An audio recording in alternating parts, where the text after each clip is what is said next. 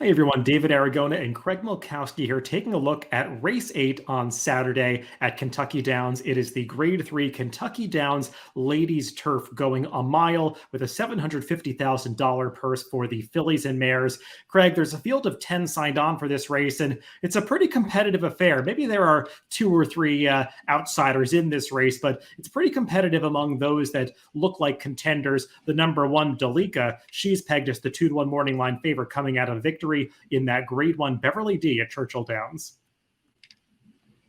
Yeah, it's hard to argue with the morning line maker on that one, given her win in the Beverly D, her probable speed advantage in this one. I was surprised to see only 10 horses at Kentucky Downs. Almost seems like a small field for them, but good solid field for this race. Yeah, I won't be surprised if Princess Grace drifts down a little bit off her 3-1 morning line. She was actually a shorter price than Delica when they faced off in the Beverly D last time. Delica did get the upper hand that day. We'll see how it plays out at Kentucky Downs going a shorter distance on Saturday. But you've got horses like Last Out winner Stolen Holiday in the mix, Lady Spitespear, who's always dangerous in races like this, Hendy Woods, who's coming out of a solid victory last time out at Indiana. So definitely some contenders in this race, Craig. And let's take a look at the Time Form US pace projector before we get into a discussion of those main players. And I think one of the reasons that Delica is pegged as the favorite on the morning line, and she's just considered a strong player in this race, is what you see on this pace projector, the blue flag indicating favors horses on or near the lead, and just the fact that Delica has the speed to get in front of these early. She does, even at a mile. We've seen her flash speed at longer distances in the past, not so much in these shorter races, but she did last time in the Beverly D at a mile and an eighth. And when you look through this field, there is just not a lot of speed in here. The horse we have shown second, Stolen Holiday, she went wire to wire last time at Monmouth Park, but it was just a glacial pace that day. The early speed figure was a 60. And anytime she makes the lead, it's been really slow. Blue fractions in Time Form US. And the horse we have shown in third, Sunny One, is a 30-1 shot who's basically never shown any early speed. So it just shows that I'm not really sure who's going to challenge Delica early, and probably none of them is the answer. Yeah, it's going to be interesting to see if they do challenge her, because Delica, it does seem like she's gained some consistency since they've gotten a little bit more aggressive with her over the past year and a half or so. But there are some horses in here that have used aggressive tactics successfully, like you said, Stolen Holiday, and even the number 4, Lady Spitespear, who's shown a little bit farther back on the pace projector. She has been forward in some recent races and could be one that applies some pressure. We'll see how Emma Jane Wilson rides her. But Craig, let's take a look at the past performances of Delica, because I think she's a horse that you do have to develop an opinion about in this race off that victory last time out in the Beverly D. Definitely a different kind of turf course that she was running over last time compared to the lush European style course that she'll be racing over at Kentucky Downs on Saturday. But I think the good news with Delica is she has run well at Kentucky Downs in the past. She did in this very race last year. She was a good second, just being edged out by Princess Grace, who we will talk about, I'm sure, coming up. And she just seems to be in better form this year. She's running a little better speed figure. She's showing a lot more early speed. And I'm not sure what's happened with her as a 6-year-old mare. Usually it would happen the other way around, but she's a horse who just is showing more and more speed. And it's pretty clear her best races come when she does show that speed and make the lead. Because when she doesn't, other than that race at Kentucky Downs, she has some pretty ugly running lines.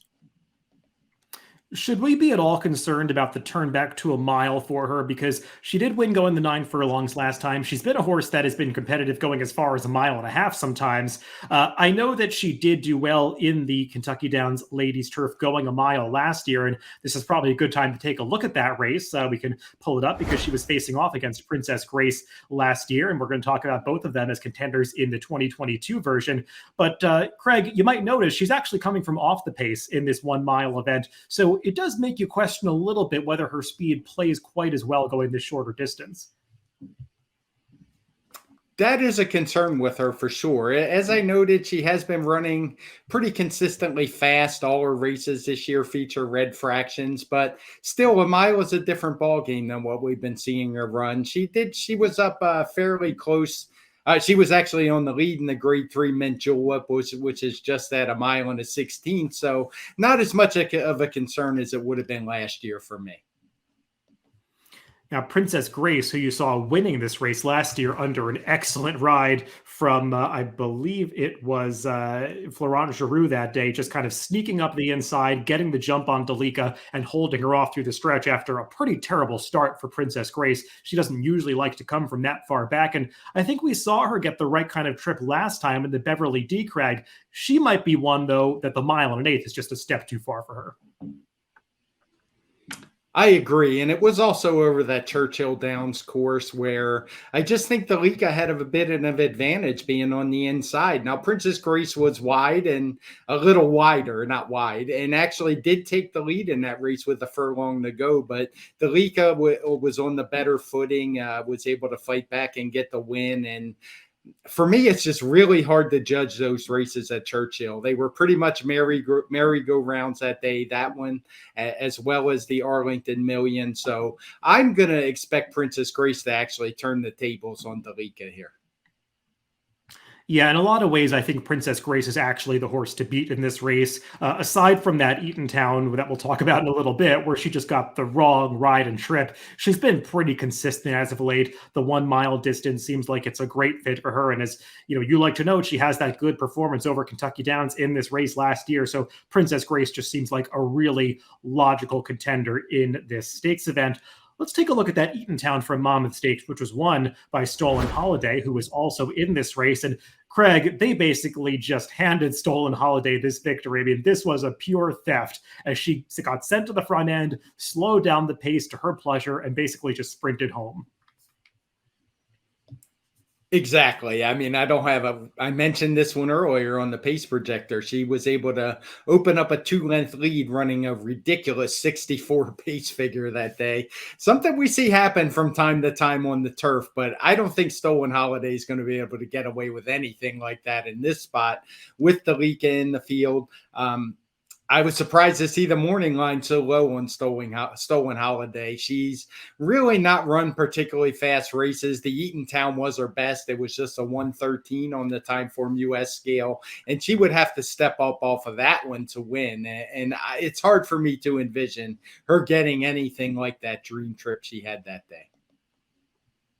Yeah, I agree. 4-1 would be way too low for her or for me to take her in this spot because her prior form before that Eatontown doesn't really point her out as a major contender in this race. It's possible that she is improving at the right time. She's always had a stellar pedigree, and she's a 5-year-old mare now. This is typically when Shug McGahee starts to get the best out of his runners. And speaking of Shug, let's take a look at a DRF Formulator facts for Stolen Holiday. Just want to point this out, Craig, because Shug McGahee does not send that many runners to Kentucky Downs, but the few that he does run there have done very well. So it seems like he's sending horses that are well meant to this meet. Yeah, and that's kind of Shug's MO. I mean, he doesn't ship a lot outside of New York. When he does, it's usually to like Keeneland. So he's dangerous. I just don't particularly care for this horse, but I do think you have to take her serious. And like I said, I don't particularly care for her mostly because of the price. It wouldn't shock me if she ran well in here. I think she will. I just think she's going to be overbet a little off of that Eatontown stakes. I will note that stat is primarily composed of maiden and allowance winners, not as many stakes horses, so make of that what you will, but those are pretty impressive stats for the Shug McGahee barn. Let's take a look at another replay, this one from Horseshoe, Indianapolis. Actually, a dead heat at the end between Hendy Woods and Flippant, who are both in this race. That is Hendy Woods and those Stone Street Silks, who is swinging to the outside in upper stretch. Flippant is the gray mare who is going to split horses right there and come on through. And Greg, they just hit the wire together. They did. You couldn't separate them, obviously, as it was ruled a dead heat. And it was one of those rare races that the photo kind of surprised me. It looked like Hendy Woods maybe had it on the outside, but the photo finish system doesn't lie in this sport. So it's one thing I definitely have some confidence in. I thought both of them ran really well. They were really finishing off the race. It was a race that had a pretty quick pace on the clock, but the course was really fast that day. Both of them were able to make up ground, wear down the leaders. And I thought they were good efforts from both of them. Yeah, I agree. I thought that Hendy Woods was a little bit awkward angling to the outside and upper stretch. Florent Giroux maybe didn't save quite as much ground as he could have at the quarter pole. She probably ran the slightly better race than Flippant that day, but Hendy Woods is typically the kind of horse that makes her own good trip because she's got tactical speed to not drop too far back, but she's also comfortable coming from a little farther off the pace. She hasn't run the kind of gigantic speed figures that we've seen at times from Delica or even Princess Grace, but she is pretty solid, Craig, and I think you can trust her to show up with a decent effort when she's played against the right kind of company. Right. And take a look at I have to mention one of the things. Oh, sorry. I was going to say one of the things I do like about her is it's not shown in our graphic because it was 6 races back, but she ran her best speed figure running a 118 when she won at Kentucky Downs, winning the One Dreamer Stakes just last September, almost a year to the day away. Sorry, Craig, didn't mean to cut you off there. Let's also take a look at Flippant, who is coming out of a different race that she actually ran in between that Horseshoe Indianapolis Stakes and this event at Kentucky Downs. She actually went out to Del Mar and contested the Yellow Ribbon. Craig, I thought just the way that Yellow Ribbon played out, it really did not suit Flippant's strengths. I mean, first of all, going global, she's just kind of the ruler of that filly and mare turf division out in Southern California. Nobody's quite as good as her, and she's arguably a little better than this field that Flippant is facing here. And also, Joe Bravo swung her out into the 3 or 4 path heading into the far turn. She basically was wide the entire way around that second bend. Just not a recipe for success at Del Mar. I thought she had run pretty well in that dead heat performance with Hendy Woods 2 back, and she also got a ridiculous wide trip in her seasonal debut at Monmouth. So there's an argument to be made that Flippant's actually in better form than it might appear. I would agree. I think you can definitely put a line through that Yellow Ribbon. She was given a ride that wasn't going to give her a chance to hit the board. That just doesn't work at Del Mar. You can't make that big sweeping move. So I would lean more on that race at Horseshoe Indianapolis, where I thought she ran well, as noted. Ran a 113 speed figure that day. And as a 4-year-old, I wouldn't be surprised if she could improve upon that here. Yeah, I think she is a horse that is just hitting her best stride. The trip really does have to work out for her because she is more of a deep closer, I think more so than the other contenders in this race. So someone's going to have to go after Delica or show initiative on the front end for Flippant to have her best chance. But I do think that she's improving at the right time. Don't love that her trainer, Victoria Oliver, is not a barn that has success at Kentucky Downs over the past 5 years. She is just 1 for 58, but she has sent out some second place finishers and third place finishers at big prices that have done okay. So I don't want to make too much of that stat, especially given the fact that Flippant is going to be a big price in this race. One more horse to take a look at is Lady Spitespear. She's actually coming out of a race on a different surface, the Tapeta up at Woodbine, last time out in the Trillium. And Craig, this is another one of those races where they just went as slowly as possible for the first 6 furlongs and sprinted home, and that definitely played into Lady Spitespear's hands. Yeah, she was up close to that slow pace. Just another one, just completely ridiculous pace, particularly for the synthetic. She was able to stay close enough that she was always going to outfinish those. I have my doubts that she's going to go off as high as that 8-1 morning line. She's a horse who's coming in with 2 wins, including one in the Grade 2 Nassau with decent speed figures last 2. So I suspect that she could vie for second choice even in this field. Yeah, she's a horse that I think could take a little more support than that. She actually beat, or I should say dead heated for the victory in a pretty good field last time in the Nassau. That horse that she hit the wire with, Crystal Cliffs, is a pretty solid grab motion runner, and she finished ahead of our Flash Drive, who came back to win the De La Rose. So the form lines are pretty rock solid for Lady Spitespear. I think the big question for her, Craig, is she quite as good south of the border as she is up in Canada at Woodbine? She's 6 for 6 at Woodbine. She's 0 for 5 in the United States. It just feels like maybe she's been in some of the wrong spots down south, but also she just hasn't seemed to have that same spark that we see from her at Woodbine. I agree. She ran okay in Florida, but she didn't really run her best races. Keeneland, that one was against Real Glory. She was obviously probably in a bit over her head that day, but she does seem like a horse who doesn't really bring her A+ game to the United States. It's more like the B game. So not sure if that's good enough to do it here. Let's throw up our top picks for this race. And Craig, I think we pretty much agree that the number 8 Princess Grace is the horse to beat in this spot. We both have her picked second to some runners that are likely to be bigger prices. We went with horses actually coming out of the same race. You just took Hendy Woods, who I think makes a lot of sense in this spot. Yeah, I like the horse for course form. I think she's a horse who really excelled on it last year. So I suspect she's going to improve her speed figures quite a bit in here. I do think Princess Grace is the horse to beat, even more so than Delica.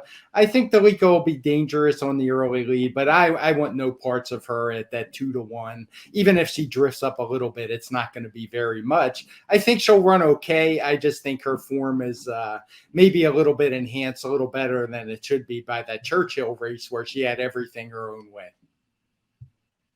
Yeah, I picked the horse that actually hit the wire with Hendy Woods last time. That's the number 5 Flippant. Just going for a slightly better price. I think she's going to be the biggest price of the horses that I do consider contenders in this race. She's listed at 12-1 on the morning line. I just think she's had excuses in 2 of her 3 races this year and showed what she could do in that race at Horseshoe Indy 2 back. It's going to have to take a slight step forward, need some of the pace or trip to work out for her, but I do think that Flippant is on the upswing and will be the right kind of price for me in this Kentucky Downs Ladies Turf Grade 3 event at Kentucky Downs on Saturday. Good luck if you're playing the races this weekend.